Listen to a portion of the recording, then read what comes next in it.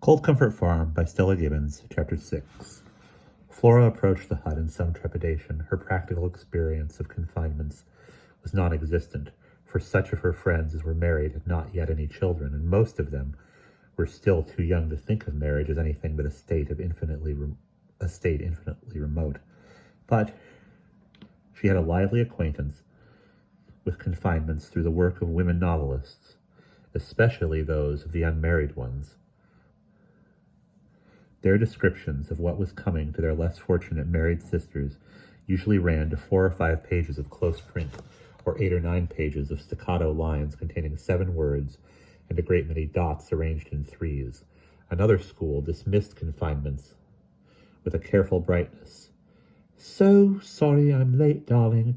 I've just been having a baby. Where shall we go for supper afterwards?" Sangford, which Flora, curiously enough, found equally alarming.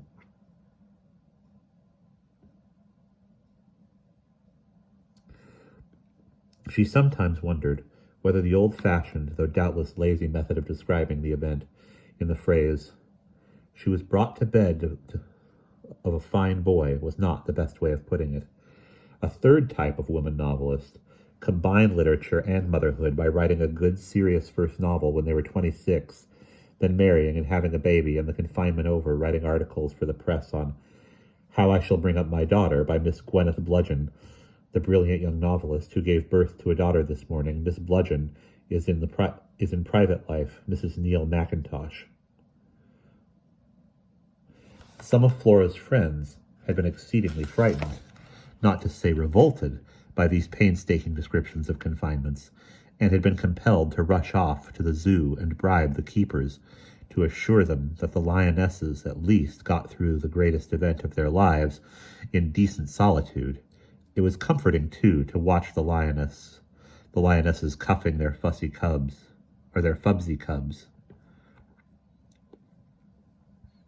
about in the sunlight. The lionesses at least did not write articles for the papers on how they would bring up their cubs. Flora had also learned the degraded art of tasting unread books. And now, whenever her skimming eye lit on a phrase about heavy shapes or sweat or howls or bedposts, she just put the book back on the shelf unread. Musing thus, she was relieved when a voice replied, "Who's there?" to her tap upon the door of the hut. "Miss Post, from the farm," she answered composedly.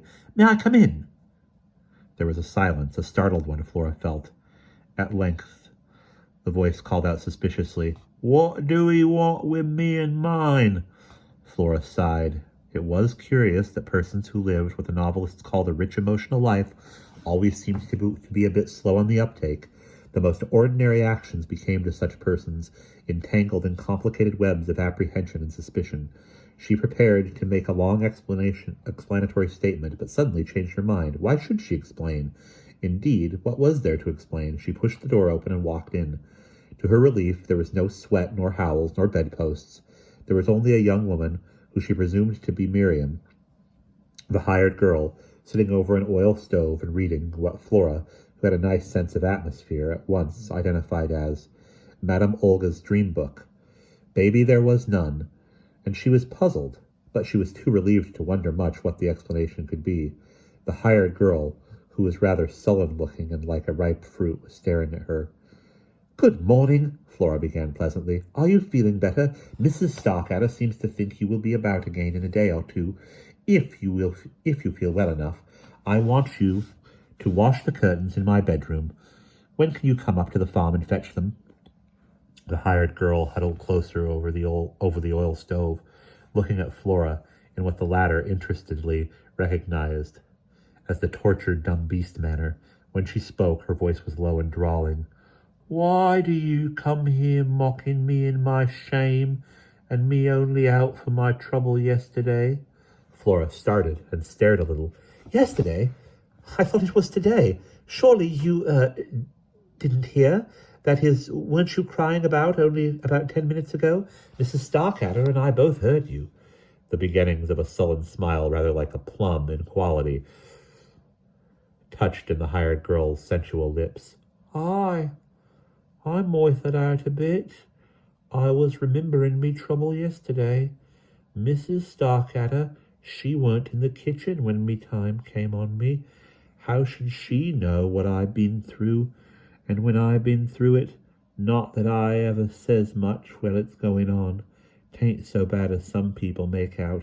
Mother says it's because I keeps my spirits up and eats hearty aforehand.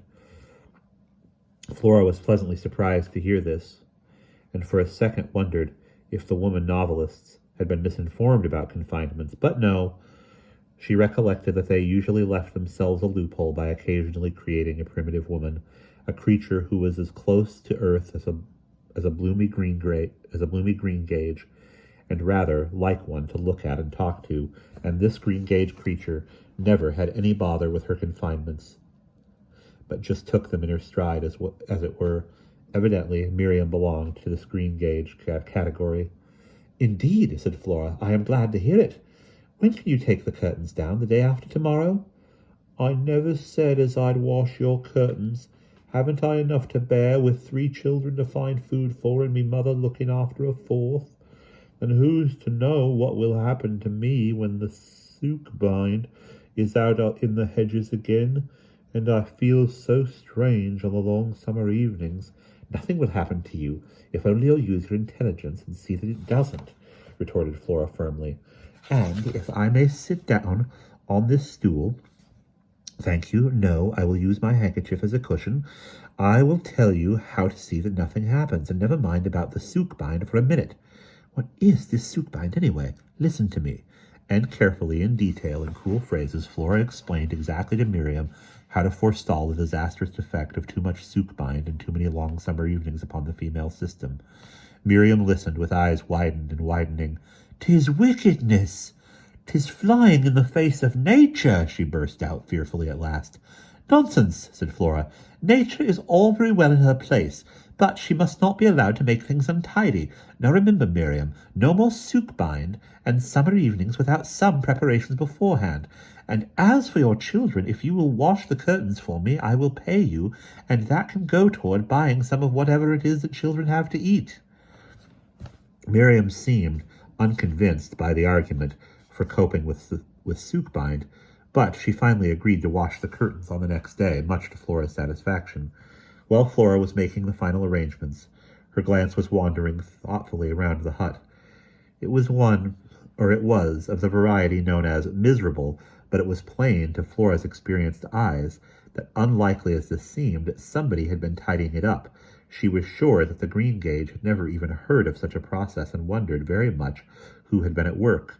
While she was drawing on her gloves, there came a sharp tap at the door. "'Tis Mother," said Miriam as she called. "Come in, Mother." The door opened, and on the threshold, taking in Flora from heels to beret, with snapping little black eyes, stood a rusty black shawl with a hat alighting perilously upon the knob of hair which crowned the top of its head. "Good morning, miss. A nasty day," snapped the shawl, furling a large umbrella. Flora was so startled at being addressed in a respectful and normal manner by anyone in Sussex that she almost forgot to answer, but habit is strong, and she recovered her wits sufficiently to agree graciously that the day was indeed nasty. "She comes from up at the farm. She wants me to wash her bedroom curtains, and me, with trouble only a day behind me," said Miriam. "Who is she? The cat's mother?" snapped the shawl. "Speak properly to the young lady. You must excuse her, miss. She's more like her father's side of the family.